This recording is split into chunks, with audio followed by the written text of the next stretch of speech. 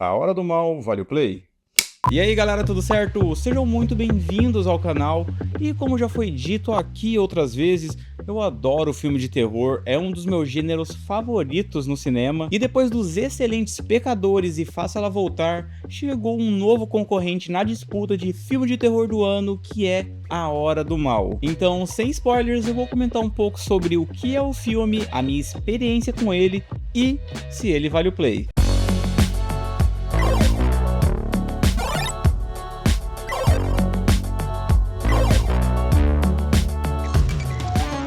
Antes de tudo, eu preciso dar os parabéns para um papai e uma mamãe que estavam na nossa sessão e levaram seus 3 filhinhos pequenos para assistir um filme de terror para maiores de 18 anos. Parabéns, parabéns, parabéns, parabéns. Parabéns. Na segunda cena de susto, as crianças já estavam tudo cagada, tudo traumatizada, e eles foram embora com uns 20 minutos de filme, mais ou menos. Eu só fico pensando como deve ter sido ou como vai ser as noites de sono dessa criançada nos próximos dias. Então fica os parabéns e faça um favor para os seus filhos e não levem ele para assistir filmes de terror desse tipo.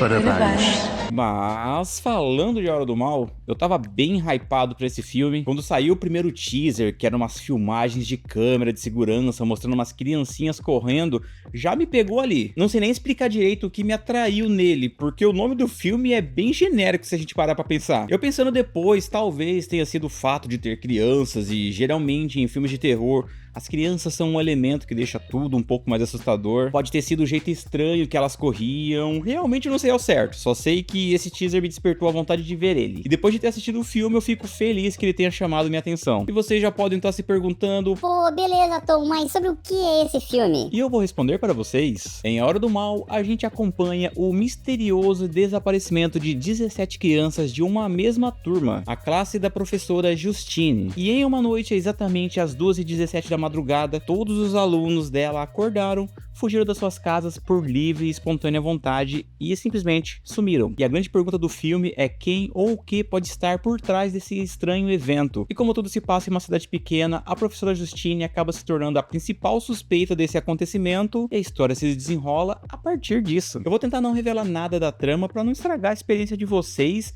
mas uma coisa que eu adorei no filme é a estrutura dele. A forma como eles contam a história não é algo revolucionário, mas fazia tempo que eu não via algo assim. Os personagens principais têm as suas histórias contadas em capítulos, mostrando os acontecimentos na perspectiva deles. E o jeito que as coisas vão se desenrolando é muito interessante. Porque temos esse mistério gigante, temos uma suspeita principal, mas temos o resto da cidade ainda. E repetindo a palavra, é interessante ver como eles estão lidando com o desaparecimento das crianças. E para apresentar mais uma pequena gotinha de confusão nesse mistério, apenas uma das crianças da turma da Justine não desaparece. E aí a cidade e a gente fica completamente malucos, tentando entender o que tá acontecendo ali. Será que as crianças foram abduzidas? Será que elas foram sequestradas por algum serial killer?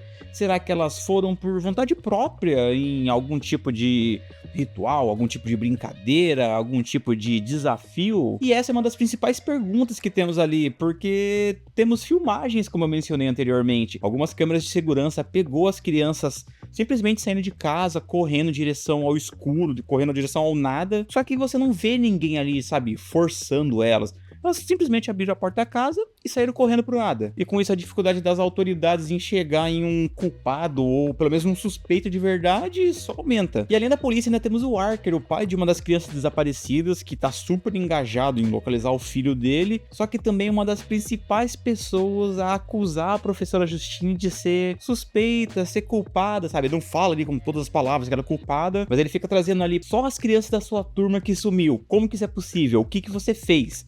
Tu mandou eles fazer alguma coisa, então fica uma tensão desgramenta ali nesse começo de filme. E com a estrutura ali de capítulos que eu comentei, fica tudo muito interessante, porque parece que a gente tá ali num super livro de terror. E eu preciso enaltecer o grande trabalho do Zack Krieger, o diretor e roteirista do filme. Ele já tinha feito um filme que eu adoro, que é Noites Brutais, Fica até a dica pra quem não assistiu, um baita de um filme de terror. Ele consegue fazer tu ficar grudado na poltrona querendo saber o desfecho do filme, qual tem 2 horas e tu nem vê passando. Já tem até uns papos aí dele fazer uma possível sequência. O filme ele é fechadinho, sabe? Ele é bem redondinho, o roteiro é amarradinho, mas fica ali talvez umas pontinhas pra uma possível continuação, da forma que termina o filme. Eu confesso que eu gostaria muito de seguir nesse universo ali.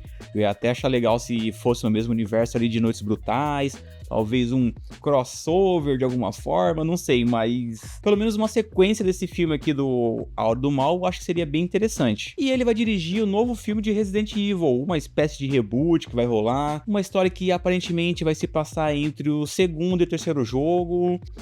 Talvez dê bom. Eu tava com um pouco de pé atrás antes de cair a ficha que era ele e antes de ver esse filme, mas agora eu tô pelo menos um pouco mais esperançoso e realmente pode dar bom esse filme. E temos que mencionar o maravilhoso elenco que mandou bem demais também aqui no filme. A Julia Garner já virou figurinha carimbada aqui no canal, só esse ano é a 3ª vez que eu tô comentando um filme dela e nada mudou. Ela segue sendo um espetáculo, manda bem demais como a professora Justine. Por mim, podia ter um filme com ela a cada 2 meses. Desde Ozark eu sigo acompanhando os trabalhos dela e ela só vem melhorando. Temos o Josh Brolin, o eterno Thanos, que faz o Archer e divide o protagonismo com ela, e também tá mandando muito bem. Ele encarna perfeitamente o pai turrão, mas super preocupado. Tem os momentos ali de emoção que ele tira de letra como o monstruoso ator que ele é. Tem também o maravilhoso Benedict Wong, que faz o Wong na Marvel, e aqui ele é o Andrew, o diretor da escola onde ocorre o desaparecimento das crianças. E também o responsável por uma das melhores cenas desse filme. Quando vocês assistirem, vocês vão saber do que eu tô falando. Pô, e parando pra pensar, a gente tem a Surfista Prateada, o Thanos e o Wong aqui no filme.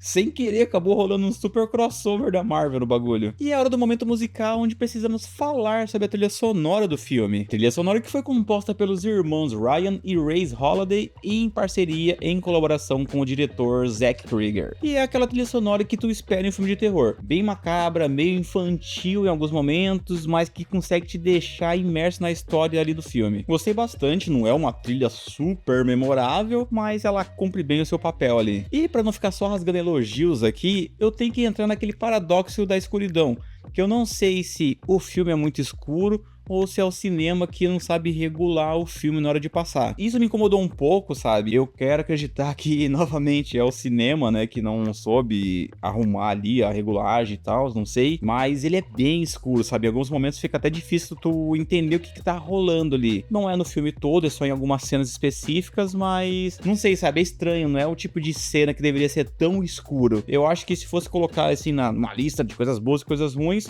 isso acho que foi o que mais me incomodou. É só eu sendo um pouco xarope, sabe? Dá pra curtir de boa o filme. No conjunto geral da obra, é um filmaço e precisamos dar uma nota pra ele. Então A Hora do Mal vai levar 4 plays e meio. É com certeza um dos melhores filmes de terror desse ano. Pode ir sem medo ou com medo pro cinema pra assistir ele, porque ele com certeza vale o play.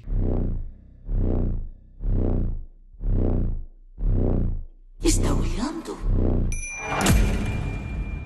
E um detalhe legal é que o filme lá no Rotten Tomatoes tá com 95% de aprovação da crítica, e só a bilheteria do primeiro fim de semana dele já pagou com sobra o orçamento do filme. Se eu não tô enganado, foi mais ou menos 38 milhões que a galera usou pra fazer o filme, já tava em mais de 70 milhões mundialmente. Então, cara, é um sucesso, isso é legal que... você percebe que é um filme de baixo orçamento, até o próprio Faça Ela Voltar também, eu comentei bastante com a Fran sobre isso, que você percebe que é um filme com poucas locações, poucos atores conhecidos, e querendo ou não, isso é uma vantagem ali na hora que o filme vem pro cinema. Então, gente, vão no cinema ver, porque, cara, filmão, filmão, filmão. Quem gosta de terror tem que ir no cinema. Filmes ruins de terror no cinema sempre ficam mais legais, mas esse aqui realmente é um filme muito da hora e divertidíssimo de ver no cinema. Dos 4 filmes de terror que eu mais estava esperando pra esse ano, 3 já rolou, que é o Pecadores, Faça Ela Voltar e o A Hora do Mal. Agora só falta o Together, ou Juntos, que eu tô bem curioso pra ver qual é, e assim que eu assistir ele, eu trago o vídeo aqui. Mas agora eu quero saber de vocês, quem aí já foi assistir A Hora do Mal? Pra quem já viu, ficou com medo, gostaram? Pra quem não viu ainda, pretende ir no cinema, vai ver em casa mesmo? Coloque nos comentários, porque eu estou bem curioso para saber a opinião de vocês, e assim a gente já vai comentando mais sobre o filme, vai teorizando, vocês vão falando coisas que talvez eu não tenha visto, né?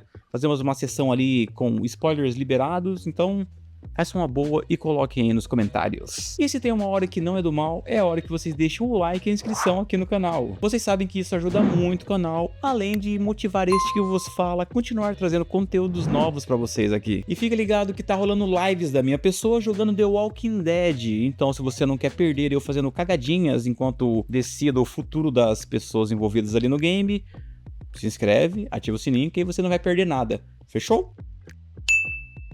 Mas, meus queridos, por hoje seria isso. Eu espero que vocês tenham gostado desse tempo bom que passamos juntos. Eu, como sempre, adorei. Fiquem bem e a gente se vê no próximo vídeo. Tchau, tchau!